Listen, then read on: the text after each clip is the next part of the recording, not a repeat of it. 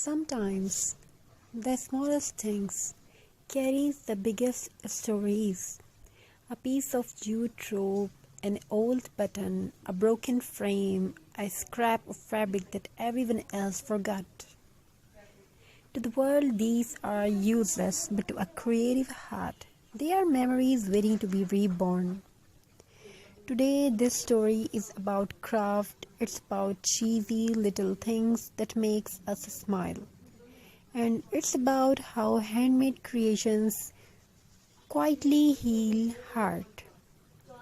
Once upon a time, there was a small house at the edge of a busy street.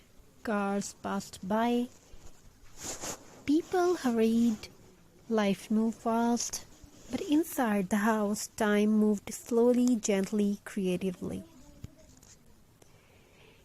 In one corner of the room sat a wooden table. Its paint was chipped, its edges were rough, but it was loved. The table had seen many things, tears wiped away with fabric scraps, laughter while gluing fingers together, late nights cutting paper under a dim bulb. This was a craft table.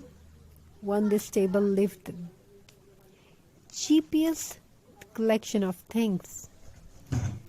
Empty jars that once held coffee, button rescued from old cloth, twine wrapped around memories, broken jewelry that still sparkled in the light. Cardboard pieces saved, just in case. People laughed when they saw it. Why don't you throw this away? Why are you keeping junk? Just buy something new. But the hands that work on this table knew a secret. Nothing is useless if it can still create joy. One evening, rain tapped softly on the window. The kind of rain that makes the world quiet. The kind that makes you think. She sat at the table holding a piece of burlap. It was rough, imperfect, stained with time, just like life. She did not know why her heart felt heavy that day. Maybe it was exhaustion, maybe unspoken worries, maybe the weight of responsibilities no one talks about. So she did what she always did. She crafted. She wrapped jute around an old glass bottle slowly, carefully, one turn at a time. With every wrap, her breathing softened. With every knot, her thoughts slowed down. Craft does not rush you, craft listen. She glued a less trim, cheesy, old-fashioned, slightly uneven. She smiled.